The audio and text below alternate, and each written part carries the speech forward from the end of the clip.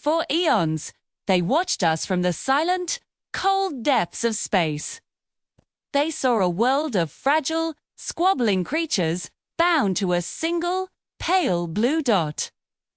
They saw our wars, our pollution, our seemingly self-destructive tendencies.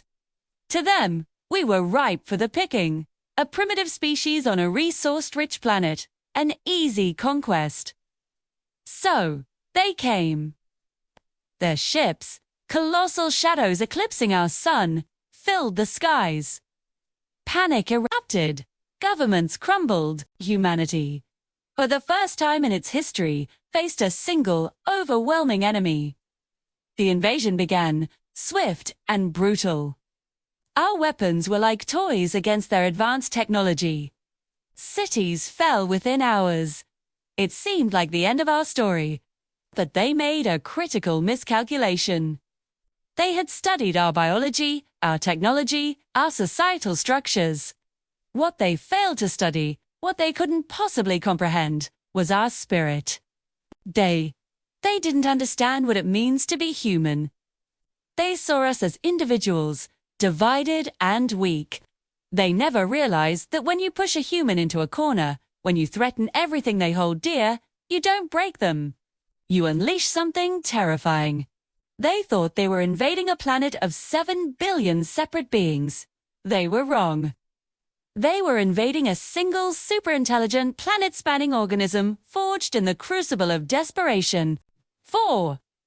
Our first response wasn't a surrender. It was adaptation. In underground bunkers and hidden labs, our greatest minds, once competing for grants and patents, now worked together. They reverse-engineered, captured alien tech with a speed that defied the invaders' projections. See, the aliens had millennia to perfect their technology, step by logical step. Humanity. We're masters of the chaotic leap, the insane, intuitive jump that breaks all the rules. We don't innovate, we explode with ingenuity. What took them centuries, we figured out in weeks. Then came the second phase, our true nature revealed. They expected us to fight on battlefields with tanks and jets. They didn't understand our capacity for what they would call insane persistence. They would level a city, and from the rubble, resistance cells would rise, using guerrilla tactics learned from 1,000 different wars throughout our history. Every citizen became a soldier, every garage a workshop, every sewer a highway. They were fighting an army. We were fighting with the planet itself. They couldn't bomb an idea. They couldn't vaporize our sheer, stubborn refusal to die. They also underestimated our darker side. The aliens operated on logic and efficiency. They couldn't fathom concepts like honor, sacrifice, or a grudge. They didn't understand a parent's fury or a soldier's promise to a fallen comrade. We started using their own logic against them, creating asymmetric warfare that baffled their tactical computers. We sent out simple radio signals, not of surrender, but of our music, our poetry, our stories. It was a psychological assault they were unprepared for. Their rigid, hive mind-like society began to show cracks when exposed to the sheer, untamed chaos of human emotion and individuality. But the real shock came when they finally pushed us too far. When they targeted our history, our art, our culture, the very soul of our species. That's when they discovered what we really are. We aren't just clever apes on a lucky planet. We are the universe's apex predators. We just never had a reason to prove it. We are a species that domesticated fire, split the atom, and walked on another world, all while still battling our own most basic instincts. We are a paradox, for capable of the most beautiful art and the most devastating warfare. They saw us as fragile. They didn't realize our fragility is our strength. We break, and we heal stronger. We fall, and we get back up, angrier and smarter. We are a species that has survived ice ages, pandemics, and asteroid impacts. We survived ourselves. Did they really think a few laser beams and shiny ships would be enough?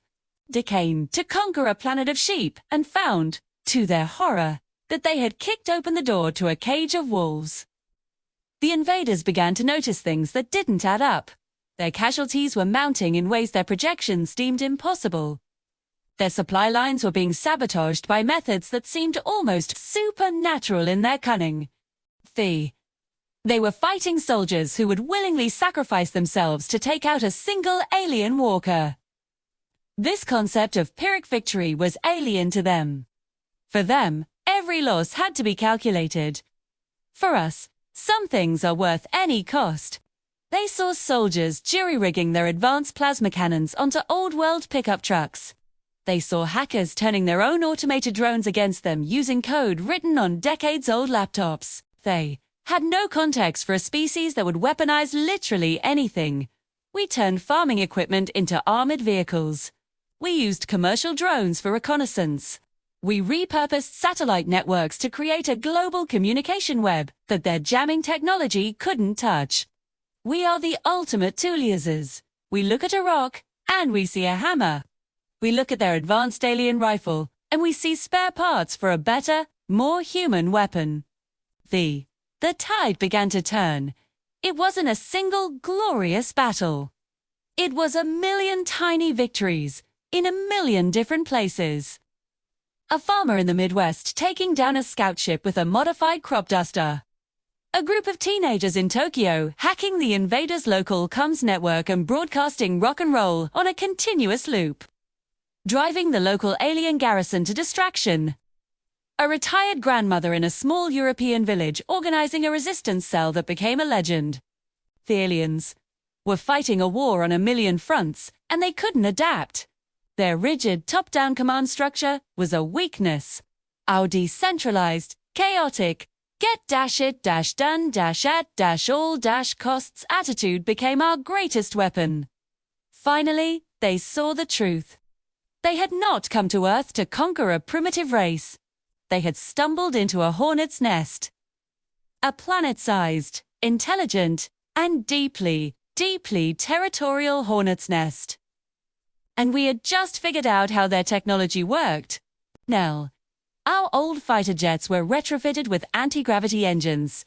Our soldiers carried plasma rifles built from scrap. We weren't just defending anymore. We started taking the fight to them. We captured one of their smaller carriers. And then a bigger one.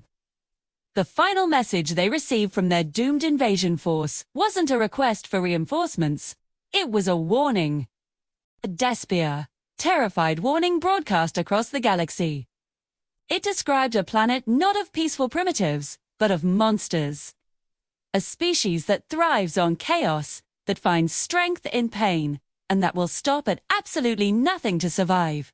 A species that, once provoked, will not just defend its home. It will hunt you down, across the stars, to make sure you can never threaten anyone again. The message was simple. Do not go to Earth. Turn back. Forget you ever saw this corner of the galaxy. Because they didn't warn them what we really are. We are humanity. And we are just getting started. Thank you for watching. If you enjoyed this journey into what makes humanity so formidable, hit that like button and subscribe for more stories. What do you think is humanity's greatest strength? Let me know in the comments below. Until next time.